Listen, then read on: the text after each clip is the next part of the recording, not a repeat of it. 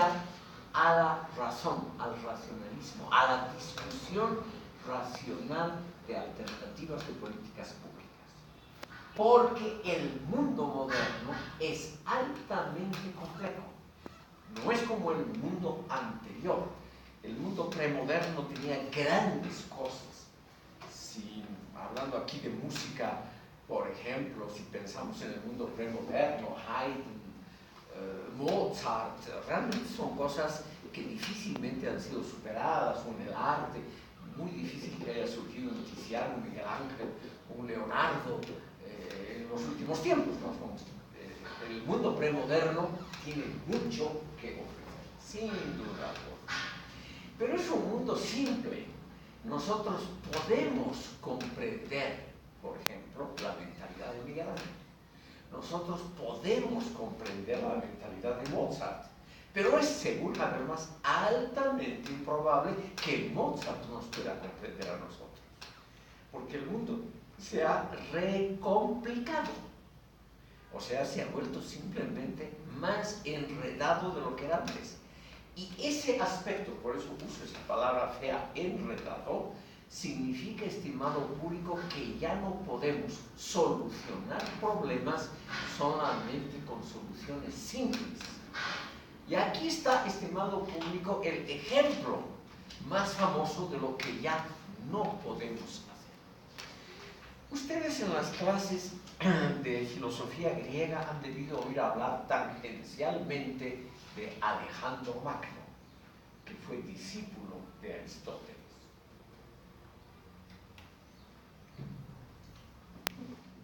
El gran conquistador sometió la mayor parte del mundo conocido hasta ese momento. Y uno de sus primeros actos al conquistar el Asia Menor, o sea, lo que hoy es Turquía, fue dirigirse a la ciudad de Gordio, porque en esta ciudad estaba el nudo gordiano, que era guardado en un templo. Era un enredo de pitas, de cuerdas, de sogas, una cosa extremadamente enredada de más o menos 1 metro de diámetro. O sea, un nudo extremadamente complejo. Nadie lo había logrado desatar. Y la profecía decía: el que desate el nudo gordiano, el que resuelva el problema del nudo gordiano, conquista el mundo. ¿Qué hizo? ¿Cuál fue la idea que se le ocurrió a Alejandro? Alejandro ni siquiera lo miró mucho, ni investigó cuántos cabos sueltos hay, qué diferentes tipos de pitas, nada de eso, estimado. Sacó su filosísima espada y de un tajo partió el nudo y todos los cabos cayeron sueltos y se resolvió el nudo gordiano. Ese tipo de solución es una solución simple, pero que no podemos aplicarla hoy en el mundo moderno. Es la típica solución del mundo premoderno, o sea, un buen golpe bien dado. Pero en el mundo moderno, como es un mundo tan complejo y con tantas aristas diferentes, tantos elementos entre sí divergentes, no podemos usar eso. Entonces, por ejemplo, tenemos que decidir políticas públicas. Cualquier política pública que uno implemente en cualquier estado siempre va a dificultar algún interés y va a favorecer otro. Entonces, por medio del debate público se trata de encontrar la solución, el mal menor, o sea, aquella política pública que por lo menos dificulte el menor número posible de intereses, que dañe el menor número posible. Entonces, como no se puede contentar a todos, es muy difícil, han debido notar a ustedes que también es así en cualquier familia, muy complicado contentar a todo el mundo. Lo mejor es comportarse de esa manera en que uno no caiga demasiado mal a todos.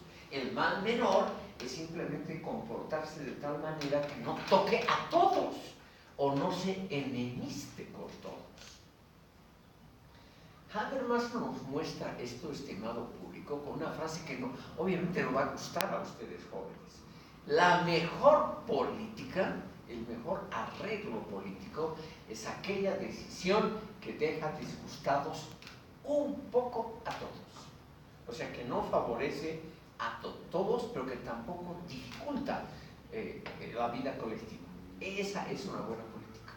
O sea, arreglos parciales, siempre temporales, o sea, pueden ser mejorados próximamente, y arreglos que no son una solución completa, simplemente son el mal menor. Esa idea la ha tomado de Karl Popper. Karl Popper en sus obras, en La miseria del historicismo, sobre todo en La sociedad abierta y sus enemigos, es que expone esta teoría de la política como el resultado de muchos arreglos, todos provisionales, todos revisables, etc. El segundo elemento, ¿por qué el mundo moderno es tan complejo y por qué soluciones simples como una revolución no son posibles? Estimado público, ya en la obra Teoría y Praxis, que la hemos comentado en las sesiones anteriores, pero también en esta que estamos comentando ahora, la teoría de la acción comunicativa,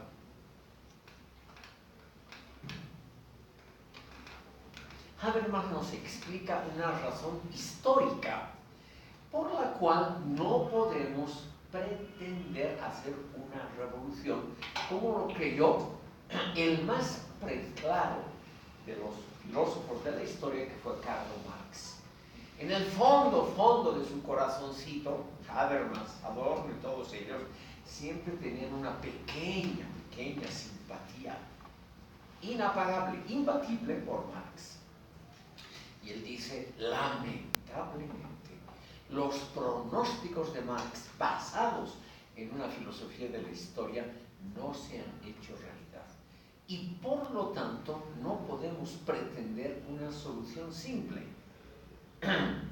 Habermas critica a Marx en el sentido de que Marx no previó la complejidad de su propio mundo.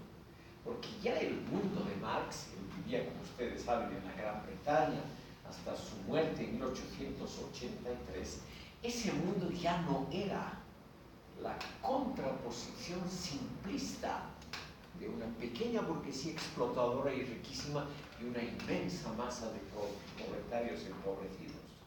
O sea, esas ideas de la pauperización creciente del proletariado, la polarización de clases, o sea que según Marx quedarían solo dos, esos dos elementos, la pauperización del proletariado y la polarización de clases, no se han dado en la realidad y no se dieron ya en la época de Marx. Por ejemplo, dice Habermas, lo que tenemos ahora es una proliferación enorme de clases medias, igual que en Bolivia, es decir, el fenómeno es universal, podríamos decir. Y esa polarización inmensa de clases medias nos trae como resultado que no podemos pretender una sola revolución que favorezca a un solo grupo al proletariado como la solución racional definitiva, sino que seguramente ya no va a haber ninguna revolución proletaria, no va a haber, sino que van a haber siempre acuerdos parciales provisionales para hacer política. Entonces, él muestra, estimado público, con este famoso ejemplo, o sea, la dilución en el fondo del proletariado clásico, significa la dilución en parte de la teoría marxista. Como ya no hay el sujeto histórico que encarne la racionalidad histórica, como según Marx habría sido el proletariado, entonces ya no hay un solo sujeto histórico, sino muchos, que más que van variando. Las clases medias lo que se distinguen es por una enorme variabilidad de ocupaciones, de ingresos y también de opciones variables de cada uno. Uno es dentista de día, filósofo de noche, etc. Son, claro, son muy variables las opciones laborales que hay. Entonces, estimado público, ese tipo, por ejemplo, gana su dinero como dentista, alimenta a su bella esposa y a sus hermosos hijos, pero siempre en la noche sueña con ser filósofo. él apoyaría una revolución proletaria. Él mismo ya no pertenece, tal vez sus padres son proletarios, pero él como dentista ya no, ya ha ingresado a las enormes capas medias. La pregunta es muy simple: ¿apoyaría él una revolución que teóricamente dé todo el poder al proletariado? Por lo menos queda una pregunta.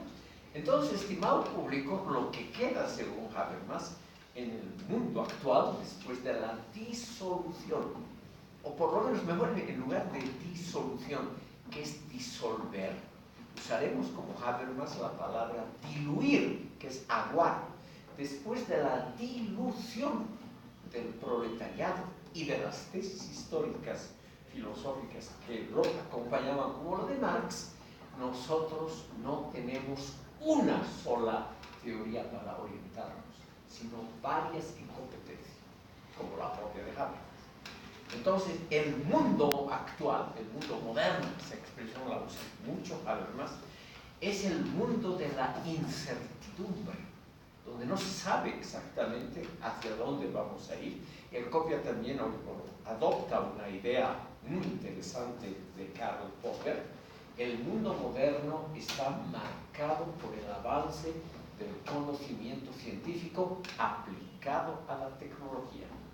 Ahora, ¿cómo avanza el conocimiento científico? Eso no se puede prever. Siempre hay sorpresas, casualidades, etcétera, etcétera. Como no se puede prever cómo va el conocimiento científico, él reitera la tesis de Karl Popper, entonces no podemos tampoco tener una filosofía de la historia clara. No podemos imaginarnos qué va a venir en poco tiempo después de nosotros. Entonces, estimado público, por ejemplo, ¿quién se iba a imaginar en los años 89-91 que la Unión Soviética y el sistema comunista mundial iban a colapsar en un periodo de tiempo muy breve? ¿O quién se iba a imaginar que uno de los países más radicales, China, la República Popular China bajo Mao Zedong, donde no se permitían ni taxis individuales como empresas unipersonales, quién se iba a imaginar que escasos 20 años después China se iba a convertir en un país capitalista furioso con empresas muy exitosas en manos privadas? La mayoría, las más grandes de las empresas, son obviamente las empresas que dirigían los mismos propietarios como gerentes comunistas de la empresa, porque la privatización favoreció a los gerentes del instante, lo mismo que ellos. Entonces, ¿qué nos dice Habermas? Este mundo moderno es simplemente impredecible. Lo único que podemos hacer es el juego de la reflexión y de la autorreflexión. Este juego de la reflexión y de la autorreflexión nos va a dar luces, pero siempre luces temporales, provisorias. No nos va a dar ya de ninguna manera una gran teoría de dónde agarrarnos y orientarnos, como las de Hegel, Marx y Comte, o sea, los tres grandes filósofos de la historia del siglo XIX, un positivista, un marxista, un hombre como Hegel, partidario del panlogismo. Ya no hay eso. El libro, estimado público, concluye entonces en la teoría de que el mal menor en la época actual es justamente la democracia deliberativa. O sea, la democracia deliberativa se basa en el hecho de que todas las opiniones políticas deben ser por lo menos expresadas. Es una opinión que no tiene, perdón, es una idea que no tiene que ver necesariamente con parlamentos, sino que tiene que ver con el favorito de Habermas, con la discusión en los órganos públicos. Entonces, de la discusión interminable en los órganos públicos se va estableciendo muy poco a poco, por ejemplo, algunas directrices generales. Quiero cerrar, estimado público, mencionando uno de los aspectos que menciona Habermas. Habermas, estimado público, trata de demostrar que la protección al medio ambiente, que por ejemplo en Alemania es relativamente seria, la protección al medio ambiente. Alemania, estimado público, tiene muchos más bosques que, por ejemplo, Francia, que es un país más húmedo y mucho más grande en superficie. Tiene muchísimos más bosques. ¿Por qué? Porque se los ha cuidado. Entonces, él dice, la deliberación, poquito a poquito, nos ha demostrado a todos la necesidad de proteger el medio ambiente. No han sido políticas gubernamentales. Hasta que se escribió este libro, que no había todavía el Partido Verde en Alemania, no ha sido una política hecha por partidos, no ha sido una política que ha salido de instancias estatales, sino que ha sido una larguísima discusión en los medios modernos, televisión, radio, periódicos, etc. Y de esa discusión de años es que la población se ha convencido mediante argumentos, se ha convencido de que hay que proteger a largo plazo la base misma donde uno vive y que no hay que destruir.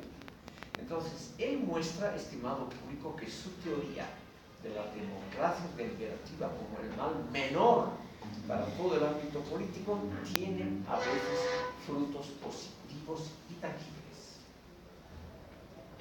Si no hay ninguna impugnación, pregunta, aquí terminaríamos la primera parte de la sesión.